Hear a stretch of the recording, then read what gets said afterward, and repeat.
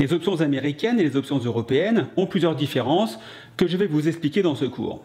Vous allez comprendre que celles-ci ne dépendent pas, comme il se dit parfois, de leur lieu d'émission. Bonjour Mickaël, pour faire une mise au point sur la confusion qui se fait assez souvent sur les options de type américaine et les options de type européenne. Pour commencer, le fait qu'une option soit de type américaine ou européenne ne vient pas de son lieu d'émission mais est défini par son mode d'exercice concernant l'assignation.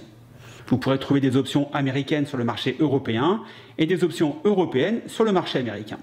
La différence va se situer au niveau du droit que vous donne l'option de type américaine par rapport à l'option de type européenne. L'option américaine vous donne le droit de pouvoir exercer le contrat acheté à tout moment entre la date d'ouverture du contrat et la date d'échéance de celui-ci. Une option dite européenne ne pourra quant à elle être exercée qu'à sa date d'échéance. Un contrat d'option reste cependant négociable à tout moment. Seul son prix varie en fonction des évolutions du prix du sous-jacent, de la volatilité du marché et bien sûr du temps restant jusqu'à la date d'échéance. Qu'un contrat soit de type américain ou européen, celui-ci peut être racheté ou revendu à n'importe quel moment avant son échéance. Juste pour rappel, l'assignation sera automatique dans les deux types d'options si à la date d'échéance, le prix du sous-jacent est dans la monnaie, que vous soyez vendeur de call ou vendeur de put. Il faut bien faire la distinction entre la négociation possible du contrat pendant sa durée d'exercice et son assignation qui sont deux choses bien différentes. La temporalité, ou ce qu'on appelle plus communément l'érosion du temps via le θ, sera applicable sur les deux types d'options puisque vous achetez du temps. Le fait qu'une option américaine soit exerçable à n'importe quel moment entre la date d'achat et sa date d'expiration n'enlève en rien la temporalité de l'option. Souvenez-vous que lorsque vous êtes acheteur d'options, qu'elle soit de type américaine ou de type européenne, vous avez un délai déterminé entre la date d'acquisition du contrat et sa date d'échéance.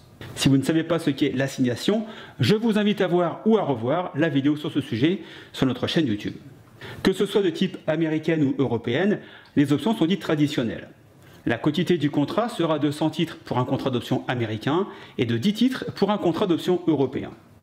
Dans un cas comme dans l'autre, vous serez assujetti bien sûr au paiement des frais de courtage. Pratiquement tous les contrats d'option que vous trouverez sur votre chaîne d'options de votre broker sont de type américain.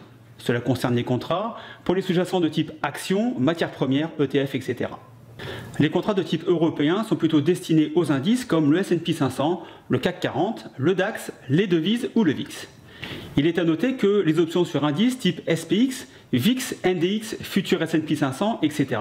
sont de type européen et sont tradées sur des marchés régulés. En termes de prix, un contrat d'option de type européen est moins cher qu'un contrat d'option de type américain. Le contrat d'option de type européen vous donne moins de liberté dans l'exécution du contrat.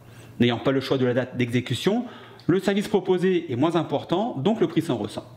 Les contrats d'options européens sont généralement négociés sur le marché de gré à gré, aussi appelé OTC. À la différence, les options américaines sont négociées sur un marché régulé avec une chambre de compensation. À titre personnel, je ne traite pas les options de type européenne des marchés européens pour la simple et bonne raison que la plupart d'entre elles sont traitées sur le marché OTC, donc non régulé.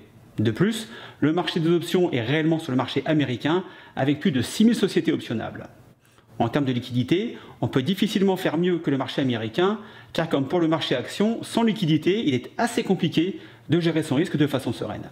À titre de comparaison, et juste pour vous donner quelques chiffres, sur le marché des options européen, 49% des options sur les actions françaises sont échangées sur le MONEP à Paris et 51% sur Eurex. En 2019, sur le MONEP, 67% des volumes d'options échangés ont été effectués en dehors du carnet d'ordre, sous la forme de blocs de 1794 contrats d'options en moyenne. Sur Eurex, il représentait 55% des volumes, avec des blocs de 1454 contrats en moyenne. Vous comprenez aussi maintenant pourquoi, si vous souhaitez vous mettre au trading d'options, il faudra passer sur le marché américain. J'ai également souhaité faire cette vidéo car j'ai pu trouver bon nombre d'aberrations sur ce sujet sur internet qui méritaient d'être corrigées. N'est pas expert en options qui veut. Comme d'habitude, si vous avez des questions, laissez dans les commentaires, les réponses pourront ainsi servir au plus grand nombre. Partagez ce cours, abonnez-vous à notre chaîne YouTube pour recevoir nos prochaines vidéos. Trade safe, ciao bye bye.